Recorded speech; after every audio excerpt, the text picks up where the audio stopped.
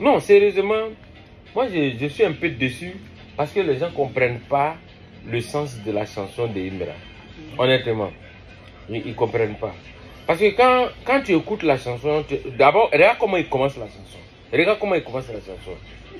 Amanyene. Il n'a pas choisi par hasard. Amanyene.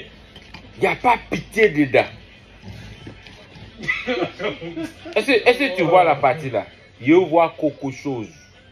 Et puis maintenant, c'est là il reprend maintenant son souffle et puis il dit, tu deviens un obstacle, on t'allume. Regarde d'abord la première, oui, tu vois non, avant le refrain déjà, il a déjà posé le texte. Le texte est posé, hein. Le texte est posé. Mais moi ça me fait mal parce que les gens, ils font une écoute un peu empirique et triviale. Ce qui donne un sens superfétatoire à la chanson de Imra. Et je trouve que il faut que les gens élèvent un peu le niveau pour comprendre ce qu'il vient de dire. Parce qu'il se limite au sens platonique de la chose. Est-ce que tu sais qu'il parle de la lutte anticoloniale? C'est un combattant de la liberté. Imra, où il est là. C'est-à-dire quand tu écoutes, ça te ramène à la lutte de Patrick Emery Lumumba. Est-ce que tu sais qu'il dénonce la vie chère dans la chanson là? Où il parle des sacs de riz et c'est, tu n'as pas entendu ça? Mais c'est ça. Tu ne peux pas comprendre. Tu ne peux pas comprendre. C'est à cause de ça il a dit, tu deviens un obstacle, on t'allume.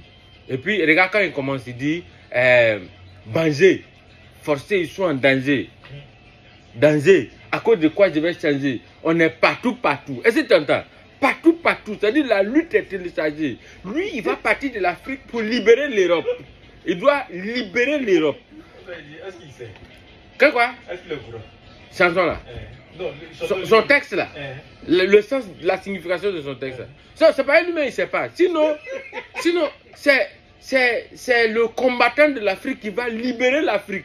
Parce que l'Afrique est sous domination coloniale.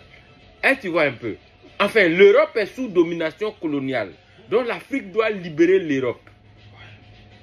Non, la chanson, c'est fort. Hein? C'est fort. Mais c'est parce que les gens, ils se limitent à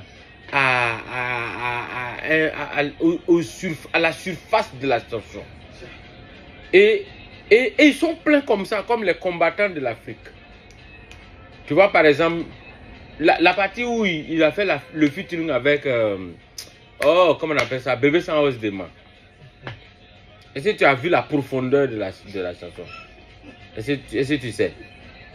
Tu sais, si je parle, les gens vont croire que oui, genre j'ai pris parti pour Imra, parce que sur le front de la liberté de l'Europe, pour libérer l'Europe, il y a Didi B aussi. Didi B, lui, son adversaire direct, c'est le colon là, Bouba. Bon, écoutez, je vais arrêter parce que je sais que vous n'aviez pas cette capacité-là de comprendre au-delà de la chanson. Parce qu'au sens figuré, il y a beaucoup de choses. Mais on va laisser. Parce que Imra même, il ne sait pas que sa chanson, c'est ce que ça veut dire. On est partout, partout.